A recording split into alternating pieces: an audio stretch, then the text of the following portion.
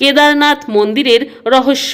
কেদারনাথ মন্দির পৃথিবীর মধ্যে এমন একটি স্থান যার দর্শন ভাগ্যশালী ব্যক্তিরাই করতে পারে। এখানে যাওয়ার স্বপ্ন সবাই দেখে থাকে, কিন্তু সবাই যেতে পারে না। এই মন্দিরটি যতটাই পবিত্র ততটাই রহস্যময়ী। আপনি কি জানেন কেদারনাথ মন্দির 6 মাস খোলা থাকে আর বাকি 6 মাস বন্ধ থাকে? আসলে যখন এই মন্দির বন্ধ করা হয় তখন এই মন্দিরে একটি প্রদীপ জ্বালানো হয়, আর যখন 6 মাস পরে এই মন্দিরের দরজা খোলা হয় তখন এই মন্দিরের প্রদীপ জ্বলতে থাকে আর মন্দির পরিষ্কার পরিচ্ছন্নও থাকে।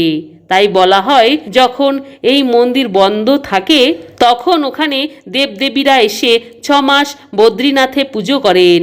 তারা এই দিব্য জ্যোতিকে জ্বালিয়ে রাখেন। বন্ধুরা, হর হর মহাদেব লিখতে ভুলবেন না।